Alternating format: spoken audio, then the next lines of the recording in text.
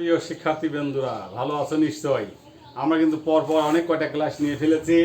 আমরা 13.2-এর যে সূত্রগুলো আমরা তৈরি করা শিখিয়েছি, এই সূত্রগুলোর আজকে প্রয়োগ দেখব। তো ঠিক আছে, আমরা পাঠে চলে যাই। সূত্রগুলোর প্রয়োগ।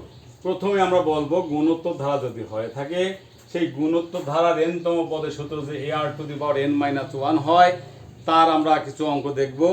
আমরা তাহলে সে খেয়াল করি আমরা, বন্ধুরা দেখো, আমরা যদি এমন হয় যে একটা সমস্যা এমন তৈরি হয় যে সমস্যাটা আমরা লিখে দিলাম যে 128 plus 64 plus 32 plus dot dot ধারাটির সাধারণ পদ কত, সাধারণ পদ কত। তাহলে বন্ধুরা খেয়াল করো, আমরা কিন্তু বলেছিলাম ধারাটি সাধারণ পদ মানেই n-তম পদ, n-তম পদের সূত্র। তাহলে আমরা আগেই বলছিলাম যে এই সমস্ত অঙ্ক পেলেই কিন্তু ধারা দেখলেই কিন্তু আমাদের চিন্তা আসতে পারে দুটা কথা মাথার মধ্যে, যে এটা সমান্তর ধারার অঙ্ক না গুণোত্তর ধারার অঙ্ক। হয়তো আমরা 13.2 করতেছি বিধায় তোমরা মনে করে ফেলতে পারো এটা তো গুণোত্তর ধারার অঙ্কই। আসলে আমাদের এটা ভাবা দরকার, যেহেতু পরীক্ষাতে প্রশ্ন যখন আসবে 13.2-এর অঙ্ক আসছে না 13.1-এর অঙ্ক আসছে কিন্তু বোঝা যাবে না। এই জন্য আমাকে অবশ্যই টেস্ট করতে হবে। এই টেস্ট করার জন্য আমাকে কী করতে হবে, প্রথমে আমরা ভাগ করে দেখব দ্বিতীয় পদ ভাগ, ধরো আমরা এভাবে লিখতে পারি যে সমাধান আগে লিখে নিই। সমাধান আমরা কিভাবে করবো, এটা সমস্যা যেহেতু আছে তার সমাধানও আছে, এই সমাধানটা আমরা লিখলাম। সমাধানটা লিখে আমরা এখানে বলতে পারি যে 64/128 কাটাকাটি করলে আমরা 2। তোমরা কিন্তু অনেক সময় মনে করে ক্যালকুলেটার দিয়ে পেলে কেমন হয়, আসলে ভগ্নাংশ রাখলে ভালো হয়। এখন দেখো আবার যদি আমরা 32/64 লিখি, তাও দেখো কাটাকাটি করলে আমাদের 1/2 আসে। তাহলে আমরা নিশ্চিত হয়ে গেলাম যে এটি একটি গুণোত্তর ধারা, একটি গুণোত্তর ধারা, যার খেয়াল করি আমরা প্রথম পদ আমাদের এখানে কত আছে, প্রথম পদ এ সমান সমান আছে আমাদের 128, আর সাধারণ অনুপাত আছে আর সমান সমান কিন্তু হার। তাহলে সুতরাং n-তম পদ আমাদের কত হবে, n-তম পদের সূত্র আমরা কিছুক্ষণ আগে বললাম ar⁻n-1। সাধারণ পদ আমাদের কত, তো ar⁻n-1 যদি হয়, তাহলে এখানে আমাদের কি ছিল, প্রথম পদ ছিল 128 মানে 128, আর এর মান ছিল হাফ, তার পাওয়ার n-1। তাহলে আমরা বন্ধুরা দেখো লিখতে পারি আমরা এখানে 2 পাওয়ার 7 করলে 128, আর আমরা এখানে কি লিখতে পারি 1/2 পাওয়ার n-1 লিখতে পারি। তাই যদি লিখতে পারি আমরা, তাহলে এখানে দেখা যাচ্ছে যে উপরে আমাদের 2⁻7, এখানে 2⁻n-1। তাহলে আমাকে সেম বেস যদি আমরা এটাকে নিচে নিয়ে আসার চেষ্টা করি, উপরে 1 থাক ঠিকই থাক, আর সেম বেস ভাগ হিসাবে দেখাই আমরা, তাহলে n-1 - 7। তাহলে কিন্তু আমরা লিখতে পারি 1/2n-8। এইটা কিন্তু আমাদের সাধারণ পদ আমরা বের করা হয়ে গেল আমাদের। এটাই হলো আমাদের অ্যান্সার। এটা n-তম পদের সূত্র প্রয়োগ। আমরা একটা অঙ্ক দেখতে পারি, আমরা একটা অঙ্ক তোমরা খেয়াল করে লক্ষ্য করলে পারবা যে একটা অঙ্ক আমরা তোমাদের দেখাই। অঙ্কটা ছিল এমন যে সমস্যাটা এই ধরো 1/√2 -1 প্লাস √2 মাইনাস ডট ডট ধারাটির কোন পদ ধারাটির কোন পদ 8√2, কোন পদ 8√2, এমনও কিন্তু অঙ্ক হয়।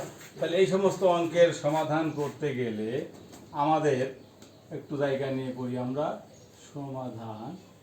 দেখো একইভাবে আমরা প্রথম পদকে ভাগ করতে পারি, প্রথম পদ ভাগ 1/√2, তাহলে -1 গুণন √2/1 ঠিক আছে -√2। একইভাবে যদি আমরা দ্বিতীয় পদকে ভাগ করি -1 দ্বারা, তাই কিন্তু -2। তাহলে আমরা স্পষ্টই বলতে পারি এটি একটি গুণোত্তর ধারা। তাহলে আমরা যদি এটি একটি গুণোত্তর ধারা বলি, এটি একটি গুণোত্তর ধারা যার প্রথম পদ a সমান সমান 1/√2, সাধারণ অনুপাত r সমান সমান কিন্তু -1। তাহলে সুতরাং ধরে নিতে পারি, আমরা ধরি n-তম পদ, বলতে কোনতম পদ, n-তম পদ সমান 8√2। তাহলে দেখো n-তম পদ তার সূত্র হচ্ছে ar⁻n-1, তাহলে 8√2। তাহলে এর মান এখানে কত আছে? এর মান আছে 1/√2, আর এর মান কত আছে? -√2 তার পাওয়ার n-1 ইকুয়াল টু 8√2। তাহলে দেখো এই √2, নিচের √2 যদি এখানে গুণন হয়ে যায়, তাহলে -√2 to the power n-1 equal two 8√2 গুণন √2, নিশ্চয়ই 16 হবে। তাহলে কারণ √2 গুণ করলে 2 হয়, আর দুগুণে 16। এখন আমাদের এমন কাজ করতে হবে যে -√2-র উপর কত পাওয়ার করলে, -√2-র উপর কত পাওয়ার করলে দেখো আমাদের 16 হয়। তাহলে আমরা ক্যালকুলেটর ব্যবহার করতে পারি। -√2-র উপর পাওয়ার যদি আমরা 8 দিই, তাহলে দেখো আমাদের সম্ভবত 16 হয়। তাহলে সেই ক্ষেত্রে আমরা কি লিখতে পারি? আমরা দেখো লিখতে পারি, তাহলে সেম বেজ আমাদের যদি চলে যায়, তাহলে আমরা লিখতে পারি n-1 ইকুয়াল টু 8। সুতরাং বা আরেকটা লিখি আমরা n ইকুয়াল টু 8 + 1, সুতরাং n ইকুয়াল টু 9। এই হলো আমাদের কোন পদ বলছে 8√2। আমরা দেখলাম যে নবম পদ, আমরা বলতে পারি এখন নবম পদ 8√2। এটি হলো আমাদের। তাহলে আমরা এই প্রথমটার কিছু প্রয়োগ দেখলাম, দুটা প্রয়োগ দেখলাম। এইবার আমরা দেখি n পদের সমষ্টি নির্ণয়ের ক্ষেত্রে। n পদের সমষ্টি নির্ণয়ের ক্ষেত্রে আমাদের অবশ্যই দুটা উদাহরণ দেওয়া লাগবে, যেহেতু আমাদের সূত্র দুইটা। আমরা চেষ্টা করবো দুইটা উদাহরণ দেওয়ার জন্য। তো আমরা প্রথমেই দেখি, একটা উদাহরণ দেখি যে সমস্যাটা এমন যে আমরা দেখি সেটা হলো 12 + 24 + 48 + ... ধারাটির সমষ্টি কত? লাস্ট পদ যদি আমরা বলি, ধারাটির লাস্ট পদ আমরা যদি বলি 7, 6, 8 এরকম আছে, সমান সমান 1, সমষ্টি কত? এরকম অঙ্ক আমরা কিন্তু একটা 13.1 দেখিয়েছিলাম। তাহলে আমাদের প্রথম কাজই হওয়া দরকার এমন যে 24 আমরা পরীক্ষা করার জন্য এটাকে বলতে পারি 24 ডিভাইডেড 12 ইকুয়াল টু 2, আবার 48 ডিভাইডেড 24 মানেও কিন্তু আমাদের 2। তাহলে এখানে কিন্তু আমাদের n এর মান সমষ্টি নির্ণয় করতে গেলে আমাদের লাস্ট সমষ্টি দেওয়া আছে। তাহলে এখান থেকে আমাদের n এর মান বের করা অতীব জরুরি। তাহলে আমরা যদি n এর মান বের করতে চাই, তাহলে আমরা এই সূত্র প্রয়োগ করি, কিন্তু আগে প্রথমে আমাদের n-তম পদ থেকে n এর মান নির্ণয় করতে হবে। n এর মান নির্ণয় করার পর আমরা সমষ্টিতে যাব। তাহলে আমরা বলতে পারছি যে এটি একটি গুণোত্তর ধারা যার প্রথম পদ a সমান, আমরা একটু শুধু চেঞ্জ করে দিই, এখানে শুধু আমরা চেঞ্জ করি। সেই চেঞ্জটা করলে কি হবে? a সমান সমান আমাদের 12, আর সাধারণ অনুপাত r সমান সমান আমাদের কিন্তু 2।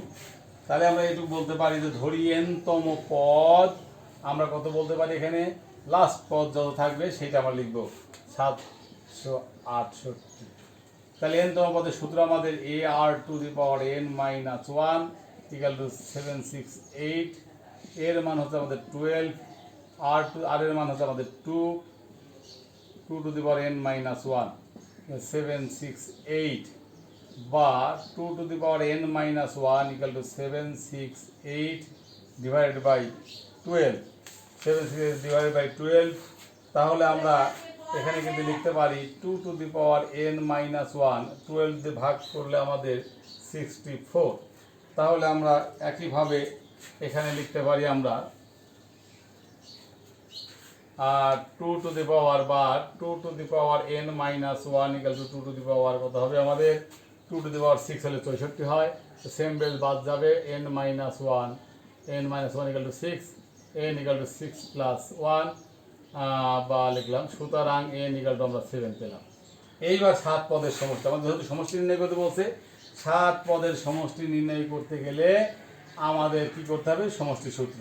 এবং খেয়াল করতে হবে সমষ্টি সূত্রটা আমাদের কোনটা হবে, এইটা হবে না এইটা হবে। ভালো করে বন্ধুরা খেয়াল করো,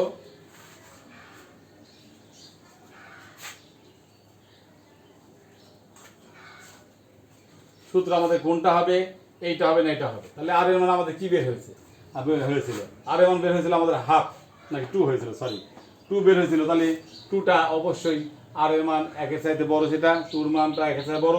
তাহলে আমাদের সমষ্টি সূত্র হবে আমাদের এটা। তাহলে সুতরাং সমষ্টি হবে, সমষ্টি আমরা লিখতে পারি সমষ্টি সমান সমান a into R to the power n minus 1 by R minus 1। সেই ক্ষেত্রে আমাদের এর মান ছিল হচ্ছে 12, আর এর মান ছিল আমাদের 2, আর n এর মান ছিল আমাদের 7 মাইনাস 1 ডিভাইড বাই আর এর মান ছিল আমাদের 2 মাইনাস 1। 2-এর থেকে 1 বাদ দিলে 1 হয়, সে 1-এর দাম নাই। তাহলে আমরা বলতে পারি 12 গুণন 2 টু দি পাওয়ার 7 মানে হচ্ছে 128 মাইনাস 1।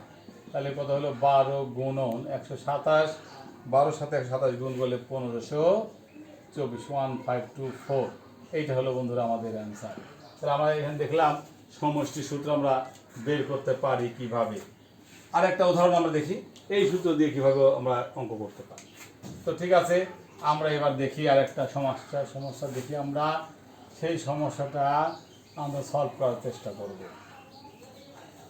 তাহলে আমার মনে হয় আমরা আবার ভালো করে খেয়াল করি সবাই, যে একটা আমি সমস্যা দিলাম। সমস্যাটা হচ্ছে এমন যে 1 plus half plus 1/4 plus 1/8 plus dot dot. প্রথম 8টি পদের সমষ্টি, প্রথম 8টি পদের সমষ্টি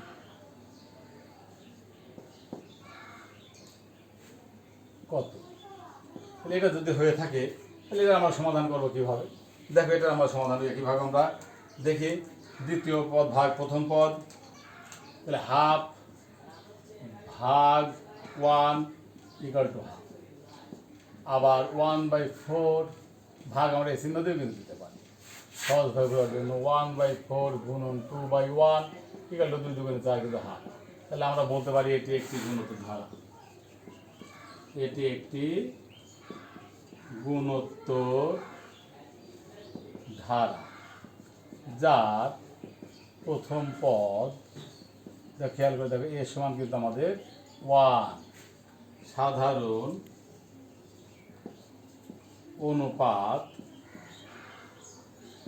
আর সমান সমান আমাদের বেরিয়েছে হাফ।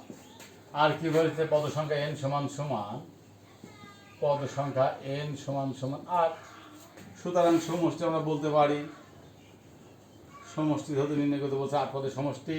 তাহলে আমরা দেখো এখানে আর এর মান 1-এর চেয়ে ছোট হয়েছে, তাহলে এই সূত্রটা আমরা ব্যবহার করবো। এখন আমরা এই সূত্রটা ব্যবহার করলে কেমন হবে, a into 1 minus r to the power n divide by 1 minus r. এখানেই আমরা দেখাই যে এর মান কত আমাদের, এর মান হচ্ছে হাফ, না সরি এর মান হচ্ছে 1 আমাদের 1। আমরা এখানে লিখবো 1 মাইনাস আর এর মান আমাদের হাফ, তাহলে এখানে সেকেন্ড ব্র্যাকেট দিই, আর এর মান হচ্ছে আমাদের হাফ, তার পাওয়ার হচ্ছে n এর মান হচ্ছে আমাদের 8। তাহলে এখানে দেখি আমরা 1 মাইনাস হাফ। আমরা কিন্তু এখানে করতে পারি 1 লেখার দরকার নাই।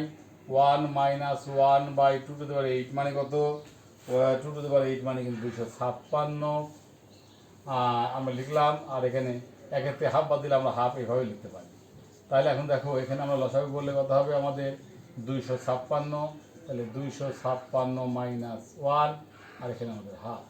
তাহলে আমরা এখানে কথা বলতে পারি 255 ডিভাইড বাই 256, আর এটা উল্টায় দিলে হবে 2/1। এটা কাটাকাটি গেলে 128।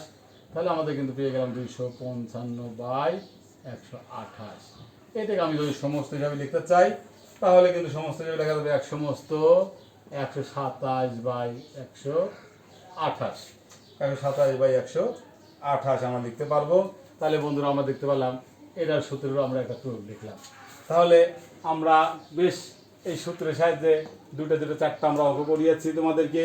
এই চারটা অঙ্ক আমার মনে হয় তোমরা যদি সবাই বাড়িতে এইগুলো দেখে দেখে প্র্যাকটিস করো তাহলে ইনশাল্লাহ তোমরা অবশ্যই এই প্রশ্নমালা অঙ্কগুলো পারবা।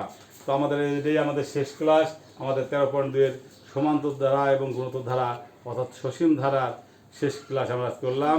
সবাইকে ধন্যবাদ জানিয়ে আজকে শেষ করছি। আল্লাহ হাফিজ।